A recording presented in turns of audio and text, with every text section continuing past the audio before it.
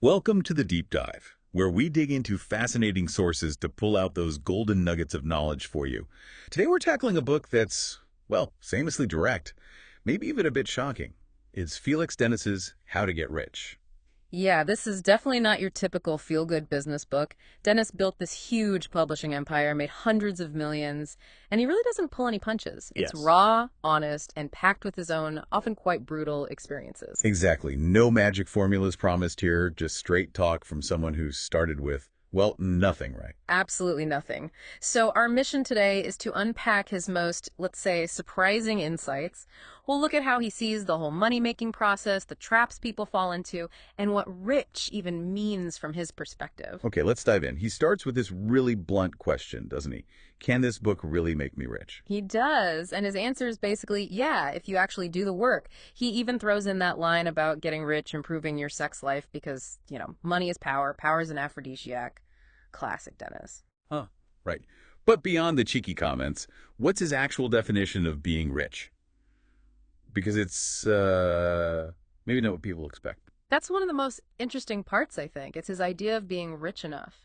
It's not about aiming for billions like Bill Gates. For Dennis, true wealth is about getting two key things besides health and love, of course. Which are? Time. And the freedom to not have to be anywhere specific, doing anything specific just to pay the bills. It's about choice. Independence. So freedom from obligation, more than just a huge bank balance. Exactly. He even includes these tables showing how inflation eats away at money, like how 760,000 pounds cash in 1980 is like 2 million pounds today in spending power. All right. He suggests real rich starts around, say, 15 to 40 million pounds in total assets, enough to be truly free. That definitely reframes the goal. It's liberating in a way. But then he immediately goes into busting myths, which is where it gets really interesting. Oh, yeah. First up, the idea that people just stumble into wealth by accident. Right. He says that's incredibly rare. Most people just hide their ambition better. Precisely.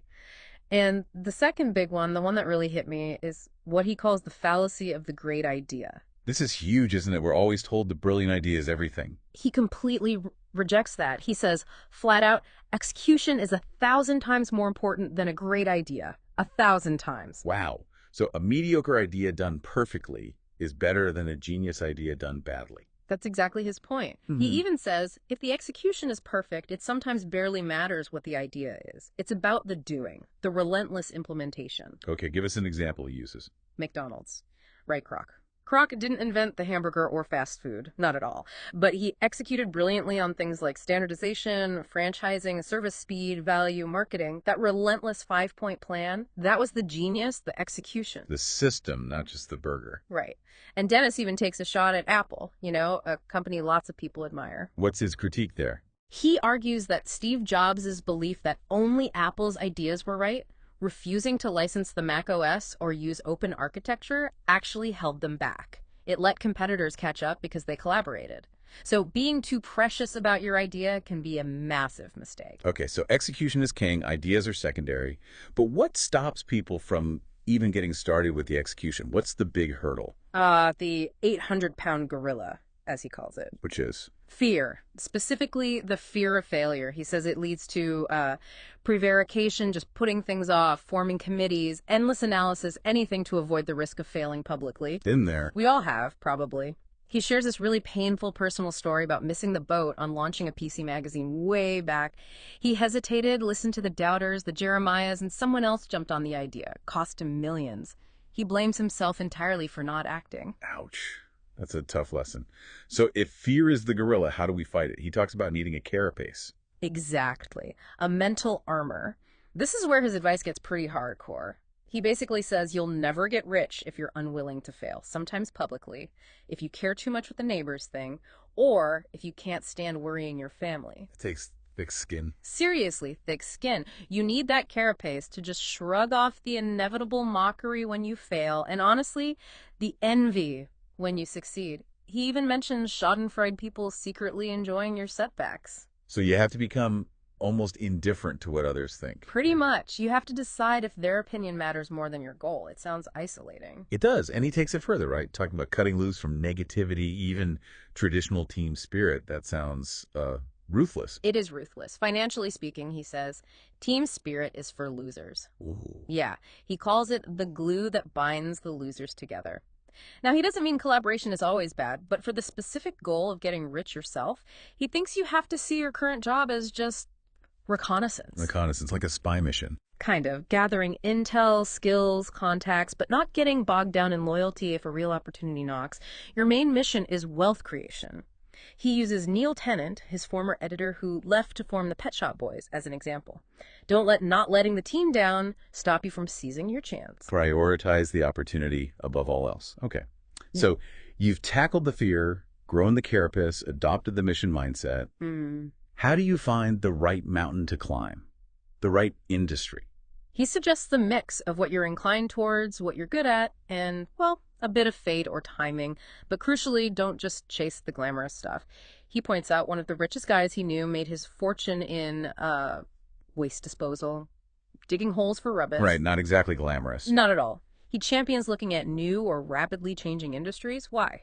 Because there's usually more risk capital available. People don't fully understand the landscape yet, which you can exploit, and you benefit from that rising tide lifts all boats effect. Like his own experience with PC magazines. Exactly. Conventional wisdom said it wouldn't work. He ignored it and rode the wave. Makes sense. But finding the capital to even start is always a killer. What's his advice on getting funded? He outlined 6 main ways, but really focuses on earning it yourself or borrowing smartly. He gives a huge warning about sharks, like high-interest credit cards. Stay away. Okay, avoid the sharks. What else? He uses this great analogy for investors. You've got the sharks, obviously bad. Then there are dolphins.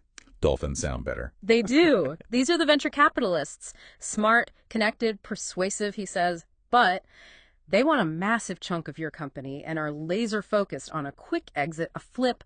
Deal with them at your peril. Right, so they have their own agenda. Totally. His preferred group, the fishes. Fishes. Yeah. Friends, family, small local investors, maybe for friendly bank manager, people who might believe in you.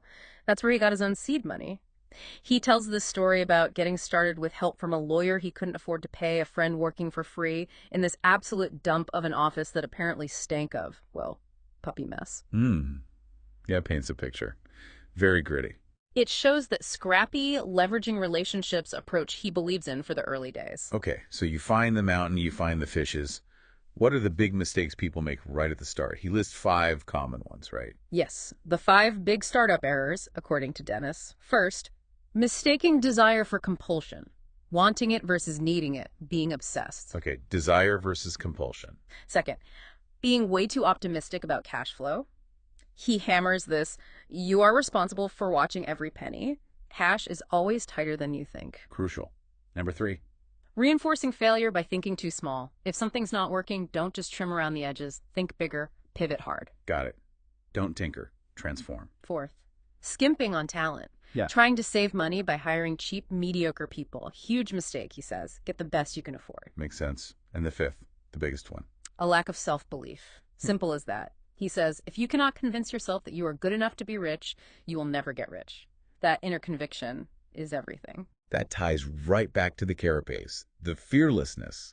And it leads straight into his mantra about ownership, ownership, ownership. Yes, this is non-negotiable for him. How central is it? Absolutely fundamental. He states, ownership is the only thing that counts if you want to be rich. Fight tooth and nail for every single percentage point. Sue for it if you have to. Wow. No sharing the equity. He's really clear on this. Reward your top people with massive bonuses, yes. Bloody huge bonuses, he says.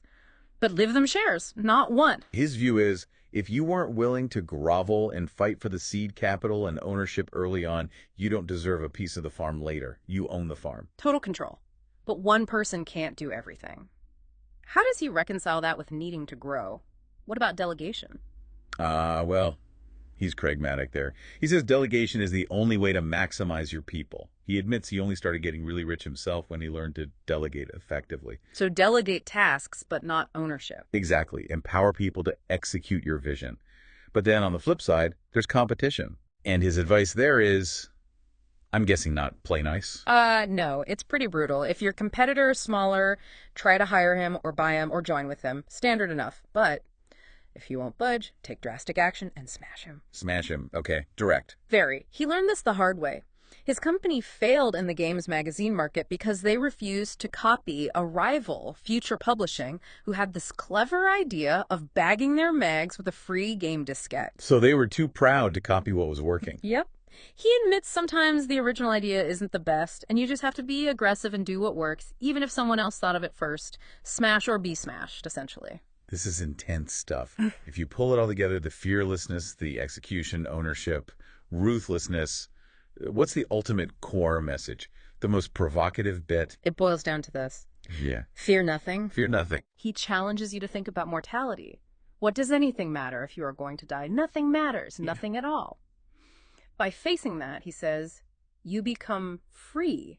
Free to become a predator. Not in a malicious way necessarily, but someone who sees an opportunity at the gazelle and takes it, rips its throat out, metaphorically speaking. Because you can. Because you can, and because you're no longer held back by all those fears and social constraints. All that is stopping you is fear of one kind or another. It's almost existential. That's a powerful way to frame it. Facing death sets you free to act. And his very final push, the last call to action. Go, go, go. Just pure urgency, he stresses. You have less time than you think we all do. Yeah. Don't let anything, family, holidays, excuses stop you when opportunity appears. He tells a story about someone losing millions because they chose a vacation over a crucial deal. So the time is always now. Always now. You will never start unless you start now. It's a command, really. Start now. What a ride. A truly deep dive into Felix Dennis's mindset, execution over ideas, that mental carapace, ruthless focus on ownership, delegation, smashing competitors, and ultimately fearing nothing because time is short. It's a lot. It really is. Unconventional, unvarnished, definitely not for everyone. But he forces you to confront those deep-seated fears, those societal scripts about playing nice. It's all in service of gaining that ultimate prize he defined, not just money, but time and freedom. That final challenge, what are you waiting for, really hits home, doesn't it? Time is the real currency. It absolutely does. So listening to this, what stands out most to you? Is it that need to embrace failure, the relentless drive for ownership, the stark call to fear nothing? For me, I think it's that line, knowledge learned the hard way combined with the avoidance of error whenever and wherever possible is the soundest basis for success. It's about action, learning brutally, and just refusing to quit. What are you going to do differently starting now? Until next time, keep digging deep and keep making your own.